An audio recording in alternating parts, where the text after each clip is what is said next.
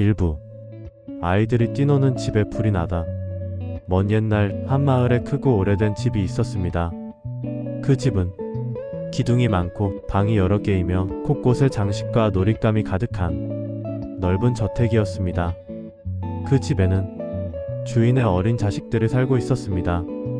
아이들은 늘 그 집 안에서 뛰놀며 장난감을 던지고 가구 위에 올라가고 동물들과 숨바꼭질을 하며 소란스럽게 하루하루를 보내고 있었습니다. 그 집은 오래되고 낡았으며 사방에 벌레와 거미줄이 끼어 있었지만 아이들은 아무것도 신경 쓰지 않았습니다. 그런데 어느 날 그 집에 불이 났습니다. 한쪽 벽에서 시작된 불꽃은 곧 천장을 타고 옆방으로 번지며 검은 연기와 함께 집 전체를 뒤덮기 시작했습니다. 바람은 거세게 불었고 불은 삽시간에 기둥을 태우고 지붕을 흔들고 곳곳에서 타는 냄새와 폭음이 들려왔습니다. 그때 그 집의 주인이자 아이들의 아버지가 집 밖에 있었습니다. 연기를 보고 깜짝 놀란 그는 급히 집 안으로 달려가 아이들을 부르기 시작했습니다. 얘들아, 집에 불이 났다. 어서 나와야 한다. 하지만 아이들은 아버지의 외침을 듣고도 제대로 반응하지 않았습니다. 그저 이렇게 말했습니다. 아빠, 지금 놀고 있어요. 불이라고요? 어딨어요? 안 보이는데요. 조금만 더 놀고 나갈게요. 아이들은 불이 났다는 사실조차 믿지 않았습니다. 혹은 그 상황의 심각성을 전혀 이해하지 못했습니다. 왜냐하면 그들은 아직 어리고 그저 재미있는 것에만 관심이 있었기 때문입니다. 그리고 그 집은 그들에게 너무 익숙하고 편안한 공간이었습니다. 그 누구도 자신이 위험 속에 있다는 걸 깨닫지 못했습니다. 아버지는 점점 다급해졌습니다. 불은 점점 커지고 집은 무너질 듯 흔들렸습니다. 지금 이대로라면 아이들은 모두 불에 갇혀버릴 것입니다. 하지만 그들에게 위험하니까 나와라라는 말은 전혀 통하지 않았습니다. 아버지는 잠시 눈을 감고 깊은 숨을 쉬었습니다. 그리고는 아이들의 관심을 끌기 위한 다른 방법을 떠올렸습니다. 그는 다시 외쳤습니다. 얘들아, 밖에 너희가 그렇게 갖고 싶어 하던 염소수레, 사슴수레, 소수레가 기다리고 있단다. 순간 아이들의 눈빛이 달라졌습니다. 정말요? 진짜 수레예요? 염소수레? 내가 갖고 싶었던 거예요. 사슴수레는 놔줘요. 소수레는 내가 먼저 탈 거야. 그들은 이제야 눈을 반짝이며 달려가기 시작했습니다. 불이 난 집은 잊은 채 마치 보물을 찾듯이 문 밖을 향해 힘차게 뛰어나왔습니다. 그리고 드디어 모든 아이들이 무사히 집 밖으로 나왔습니다. 아버지는 조용히 아이들을 껴안고 불타는 집을 바라보았습니다. 연기는 계속 피어오르고 불길은 이제 더 이상 막을 수 없었습니다. 하지만 아이들은 살아있었고 건강했고 그리고 무엇보다 밖으로 나왔다는 사실이 아버지에게는 그 무엇보다 큰 안도였습니다. 아이들은 물었습니다. 아빠, 수레는요? 염소 수레는? 사슴 수레는요? 아버지는 미소를 지었습니다. 그리고 약속했던 세 가지 수레 대신 가장 크고 가장 단단하고 가장 아름답게 장식된 하얀 소 수레를 아이들 모두에게 내어주었습니다. 아이들은 처음엔 놀랐지만 곧 기뻐하며 수레에 올라탔습니다. 이것이 법화경에서 가장 유명한 이야기 삼거부르비우 불타는 집 이야기의 시작입니다. 이 이야기는 단지 위기의 탈출극이 아닙니다. 그 안에는 중생의 어리석음, 부처님의 자비, 삶이라는 집의 무상함, 그리고 궁극의 가르침으로 이끄는 방편이 숨어 있습니다. 다음 이야기에서는 아이들을 유혹했던 세 가지 수레의 상징과 부처님께서 왜 그런 거짓말을 하셨는지를 함께 풀어보겠습니다. 그 거짓은 결국 진리를 향한 자비였습니다. 2부 세 가지 수레 부처님의 꾀. 집이 불타고 있었다. 아이들은 그 안에서 놀고 있었다. 그리고 아버지는 아이들을 꺼내기 위해 수레 이야기를 꺼냈다. 염소수레, 사슴수레, 그리고 소수레. 아이들은 눈이 반짝였다. 놀랍게도 불타는 집은 관심받기였다. 아이들은 오직 그 수레가 갖고 싶어서 문을 박차고 뛰어나왔다. 이 장면은 어리석은 중생이 고통 속에서도 그 고통을 알아차리지 못하는 모습을 그대로 담고 있다. 염소수레, 사슴수레, 소수레. 불교에서는 이 세 가지 수레를 각기 다른 수행의 길로 비유한다. 1. 염소수레. 빠르게 달리고 가볍다. 이는 성문승, 즉 출가 수행자들이 고요히 열반을 구하는 수행의 길을 상징한다. 2. 사슴수레. 아름답고 유려하며 자유롭게 뛰어다닌다. 이는 영각승, 즉 스스로 깨달음을 얻는 이들의 길. 깊은 사유와 관찰을 통해 진리를 보는 수행자들이다. 3. 소수레. 무겁고 크지만 가장 안정적이다. 이는 보살승, 중생을 함께 구제하며 걷는 대승의 길을 말한다.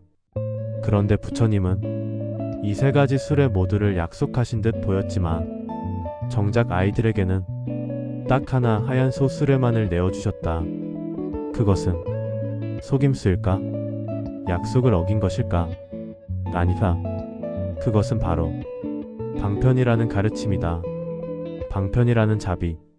방편이란 목표를 이루기 위한 지혜로운 방법이다. 부처님은 아이들이 불타는 칩에 계속 머무르면 죽음의 위기에 처한다는 걸 알고 있었다. 하지만 아이들이 단순한 말로는 움직이지 않는다는 것도 알고 계셨다.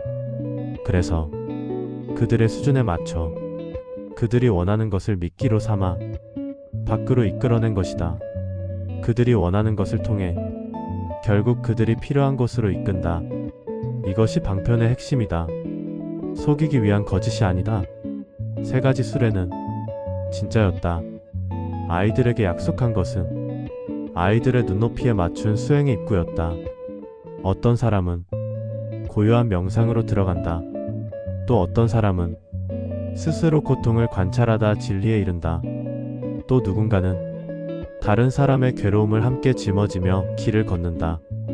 부처님은 모든 이의 출발점을 인정하셨다. 하지만 그 끝은 하나, 큰 수레, 곧 보살의 길이었다. 왜 하나만 주셨는가? 집 밖으로 나온 아이들은 각기 다른 수레를 기대했을 것이다. 하지만 부처님은 모두에게 똑같이 가장 큰 하얀 소수레를 내어주었다. 그 이유는 단순하다. 궁극적인 가르침은 하나이기 때문이다. 수행의 입구는 다르지만 끝은 모두 대승으로 모인다. 그 수레는 자기만 구제받는 것이 아니라 함께 나누며 모두를 함께 데려가는 최상의 길이었다. 그럼 새 수레는 왜 등장했는가? 이것이 바로 법화경의 위대함이다. 부처님은 사람들이 처음부터 대승을 받아들이지 못한다는 걸 아셨다. 그들의 욕망, 그들의 두려움, 그들의 혼란은 각기 다르고 복잡하고 깊었다. 그래서 부처님은 그 마음을 헤아리셨다. 그리고 그 마음 안으로 들어가 그들이 이해할 수 있는 방식으로 진리를 설하셨다. 우리의 삶과 닮았다. 우리는 종종 진짜 깨달음이나 거창한 수행을 너무 먼 이야기처럼 생각한다. 하지만 누군가는 고요한 밤에 눈을 감고 있는 그 순간, 누군가는 가족을 돌보며 흘리는 땀방울 속에서, 또 누군가는 외로움을 견디며 자기 안의 괴로움을 응시하는 그 순간에도 수레에 오르고 있는 중인지도 모른다. 중요한 건 그 수레가 어디서 출발했는가가 아니라 어디를 향하고 있는가이다. 부처님의 꾀는 사랑이었다.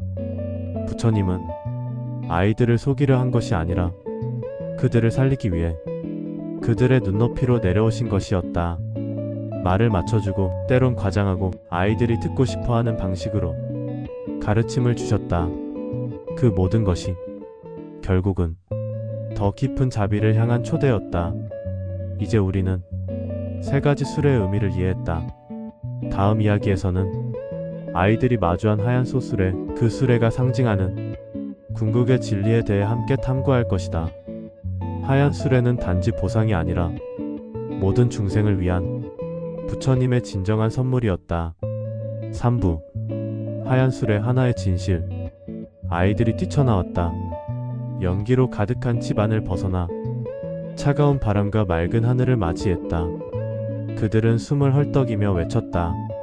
아빠, 염소 수레는요? 나는 사슴 수레 타고 싶어요. 소 수레는요? 누가 먼저 탈 거예요? 그들의 눈은 기대와 호기심으로 가득 차 있었다. 그 순간 아버지는 조용히 손을 들어 아이들에게 단 하나의 수레를 보여주었다. 그것은 가장 크고 가장 안정적이며 가장 아름답게 장식된 하얀 소 수레였다. 기대와 다른 선물. 아이들은 처음엔 당황했다. 새 수레가 아니에요? 염소 수레는 작고 귀엽고 사슴 수레는 날렵하고 빠르잖아요. 왜 이 큰 수레 하나만 있는 거죠? 아버지는 말없이 미소 지으며 아이들을 수레에 태웠다. 수레는 튼튼한 바퀴로 굴러갔고 안은 넓고 편안했으며 한번 올라탄 아이들은 다른 수레 생각이 나지 않을 만큼 마음이 편안해졌다. 하나의 수레 하나의 길. 법화경에서 이 하얀 수레는 궁극의 진리, 즉 대승불교의 이상을 상징한다. 그 길은 단순히 개인의 열반을 넘어서 모든 중생을 함께 구제하고 함께 깨닫는 보살의 길이다. 그것은 빠르진 않지만 가장 멀리 갈 수 있고 가장 많은 사람을 태울 수 있다.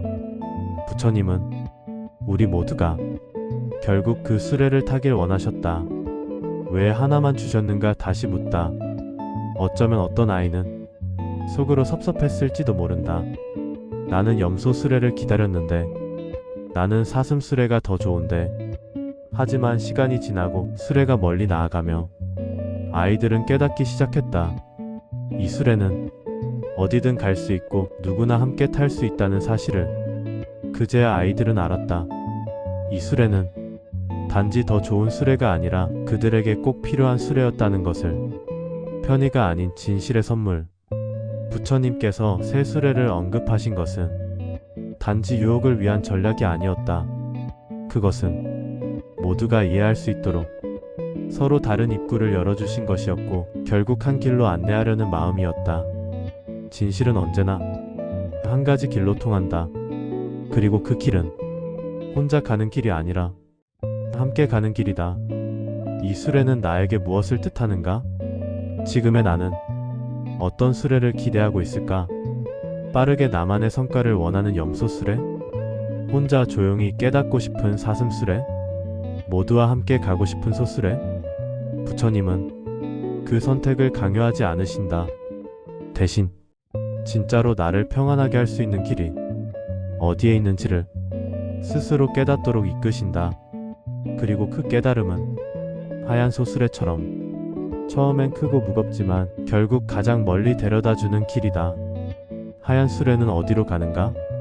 하얀 수레는 단지 불타는 집을 벗어나는 것이 아니라 깨달음의 나라로 향한다. 그 길 위에는 다른 중생들이 함께 오르고 같이 넘고 같이 쉬며 함께 성장한다. 이 수레는 고통을 피하려는 것이 아니라 고통을 넘어 다른 이도 도울 수 있는 힘을 길러주는 수레다. 그리고 그것이야말로 부처님이 우리에게 주신 가장 크고도 깊은 선물이다. 아이들이 배운 것. 수레에 앉은 아이들은 이제 조용했다. 집은 무너졌고 연기는 하늘로 퍼졌다. 하지만 그들은 살아있었고 지켜졌으며 이제는 함께 가는 수레 위에 있었다. 처음엔 그저 갖고 싶어서 나왔지만 이제는 마음이 바뀌었다. 밖으로 나왔다는 것, 이 길에 함께 있다는 것, 이 수레가 나를 데려갈 곳을 신뢰하는 것. 그것만으로도 충분하다는 걸 깨닫게 되었다. 다음 편에서는 이 모든 이야기의 마지막, 방편과 진실, 그리고 부처님의 사랑이 어떻게 거짓에서 진실로, 유혹에서 깨달음으로 이끌어주는지를 정리해드립니다. 4부. 거짓 같은 자비, 진짜 구원. 모든 아이들은 결국 하얀 소 수레에 올랐다. 그들은 집을 벗어났고 길을 나섰다. 처음엔 약속된 새 수레를 기대했지만 지금은 그것을 묻지 않는다. 수레는 조용히 굴러가고 아이들의 표정은 기대와 불안이 아닌 이해와 평안으로 바뀌어 있었다. 그때 아버지는 아이들에게 이렇게 말한다. 얘들아, 처음부터 이 수레만 주려고 했단다. 하지만 너희가 원한 건 다른 모습이었기에 내가 너희 귀에 맞는 말을 한 것뿐이지. 거짓인가 자비인가? 법화경을 읽다 보면 이 대목에서 혼란스러울 수 있다. 부처님이 아이들을 속인 것이 아닐까? 약속을 지키지 않은 건 아닐까? 하지만 부처님께서 이끄신 방식은 거짓이 아니라 방편, 즉 자비로운 수단이었다.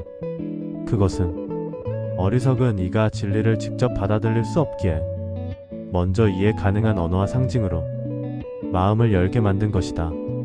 거짓말이 아니라 진실로 가는 달이었던 셈이다. 자비는 때로 꾸며진다. 부처님의 자비는 직선이 아니라 곡선이었다.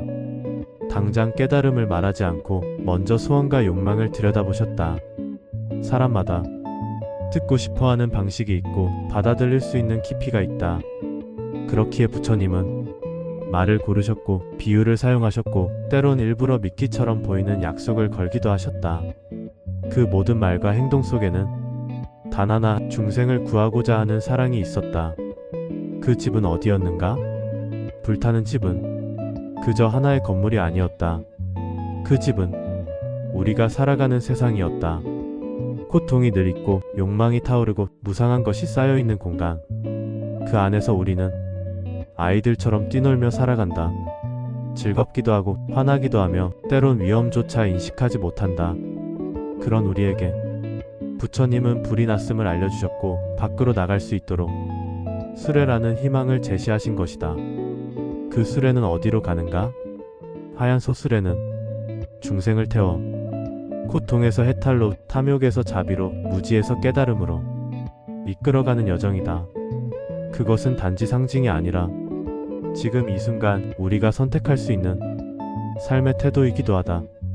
나만을 위한 깨달음이 아닌 우리 모두를 위한 이해. 그 길에 오르는 순간 우리는 더 이상 혼자가 아니다. 구원이란 무엇인가? 구원은 누가 대신 끌어주는 것이 아니다. 그것은 내가 직접 불타는 집을 빠져나오는 것이고 그 길을 걸으려는 결심이다. 하지만 누군가의 도움이 필요하다면 그것이 부처님의 수레가 된다. 부드러운 말, 이해의 손길, 꾀처럼 보이는 따뜻한 유도. 이 모든 것이 사람을 살리기 위한 부처님의 방법이었다. 자비는 반드시 정직해야 할까? 많은 사람들은 자비롭기 위해선 정직해야 한다고 믿는다. 맞는 말이다. 그러나 법화경은 그 정직마저도 상대가 감당할 수 있을 때 비로소 진실이 될 수 있다고 말한다. 그래서 때로는 정직한 거짓이 진실보다 더 깊은 자비가 된다. 부처님의 말은 지금 당장이 아니라 궁극적으로 옳은 길을 위한 말씀이었다. 오늘 나는 어떤 집 안에 있을까? 지금 이 순간 나는 어떤 집에 살고 있을까? 불이 나고 있다는 걸 느끼는가? 아니면 아직도 그 안이 편안하다고 착각하는가? 어쩌면 누군가는 이미 부처님의 목소리를 들었는지도 모른다. 얘야, 지금은 나올 때란다. 그 목소리는 부드럽고 조용하며 때로는 세상의 말처럼 들리기도 한다. 하지만 그 말은 나를 위한 등불이다. 마무리하며 불타는 집 이야기, 그 이야기는 부처님의 큰 사랑에 대한 이야기다. 세상의 혼란은 불이고 사람의 마음은 아이들이며 부처님의 가르침은 수레이다.